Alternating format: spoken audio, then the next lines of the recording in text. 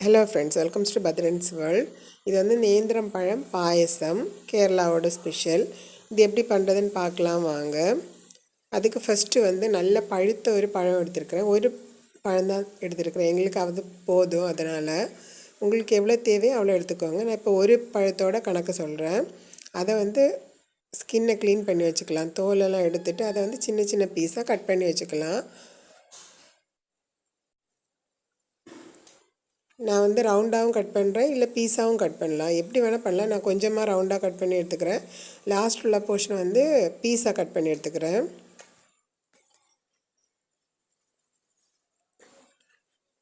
எல்லோரும் ஒரு வாட்டி இதை வந்து ட்ரை பண்ணி பாருங்கள். நல்ல டேஸ்ட்டாகவும் இருக்கும். அடுத்து ஏதாவது ஃபங்க்ஷன் வந்து பாயசம் வைக்கணுன்னா இதை வந்து ட்ரை பண்ணி பாருங்கள் எல்லோரும். சின்ன சின்ன பீஸாக கட் பண்ணி எடுத்துக்கலாம். கட் பண்ணியாச்சு. இப்போ வந்து ஒரு கடாய் எடுத்து அடுப்பில் வச்சுக்கலாம். இது வந்து கொஞ்சம் வறட்டி எடுக்கணும், அதனால் அடி கனமான பாத்திரத்தை வச்சுக்கோங்க. நான் ஒரு கடாய் வச்சுருக்கலாம் அடுப்பில். அதில் வந்து ஒரு ஸ்பூன் நெய் விட்டுக்கலாம். நெய் வந்து கொஞ்சமாக சூடான உடனே அதில் வந்து கட் பண்ணி வச்சுருக்கிற பழத்தை போட்டுக்கலாம். நல்லா வந்து ஃப்ரை பண்ணி எடுக்கணும். ஃப்ரை இல்லை, அது வந்து பழம் வந்து நல்லா வெந்து நெய்யில் வந்து உடஞ்சி வர மாதிரி பண்ணணும். அந்த மாதிரி பழத்தை வந்து எடுத்துக்கலாம். ரொம்ப வதக்கி எடுத்தாலும் நல்லாயிருக்கும். நான் வந்து அவ்வளோ நல்ல ஸ்மாஷ் பண்ணுற மாதிரி எடுக்கலை. இன்பிட்வீன் பழம் கடிக்கிறது எனக்கு பிடிக்கும், அதனால நான் அந்த மாதிரி எடுத்துக்கிட்டேன். கூடவே கொஞ்சமாக சவ்வரிசி, ஒரு 1/2 கப் சவ்வரிசி கூட 3 ஏலக்காய் போட்டு வேக வச்சு எடுத்துக்கலாம். நான் வந்து சவ்வரிசியை குக்கரில் போட்டு வேக வச்சு எடுத்துக்கிட்டேன். இப்போ வந்து பழம் வந்து லைட்டாக வதங்கி வந்தாச்சு. அதில் வந்து வெல்லம் வந்து கரைச்சி வச்சுருக்கிறேன் தண்ணி விட்டு. பாகு தேவையில்லை, சும்மா வந்து தண்ணியில் கரைச்சி எடுத்தால் போதும்.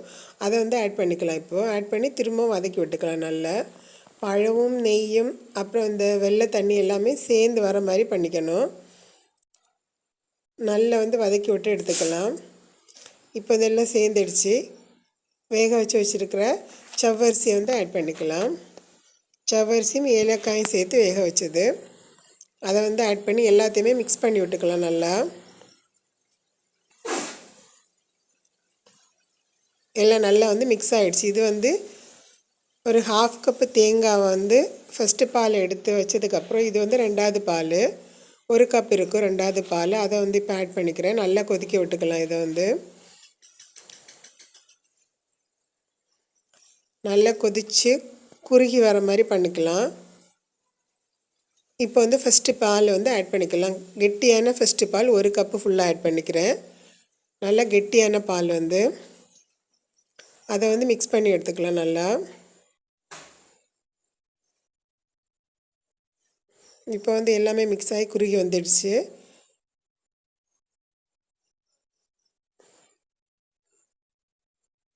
இதை வந்து மாற்றி வச்சுட்டு இப்போ வந்து தாளித்து போட்டுக்கலாம். அதுக்கு ஒரு தாளிப்பு கரண்டி அடுப்பில் வச்சுக்கலாம். கொஞ்சமாக நெய் விட்டுக்கலாம். அதில்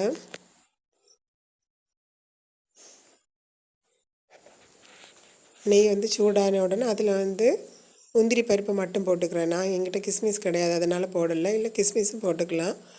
முந்திரி பருப்பை வந்து தாளித்து அதில் போட்டுக்கலாம். இப்போ டேஸ்டியான பழம் பாயசம் வந்து ரெடி ஆகிடுச்சு. நேந்திரம் பழம் பாயசம். எல்லோரும் இதை வந்து ஒரு வாட்டி ட்ரை பண்ணி பாருங்கள். குழந்தைங்களுக்கும் கொடுக்கலாம். நேந்திரம் பழம் சுகர் இல்லை, வெல்லம் தான் போட்டிருக்கிறேன், அதனால் எல்லாருக்குமே சாப்பிடலாம். இது எல்லோரும் ஒரு வாட்டி இதை வந்து மஸ்ட்டாக ட்ரை பண்ணி பாருங்கள். டேஸ்ட்டு சூப்பராக இருக்கும். கேரளாவோட ஸ்பெஷல் இது. மறக்காமல் என்னோடய சேனலையும் சப்ஸ்கிரைப் பண்ணி வச்சுக்கோங்க. பாய்.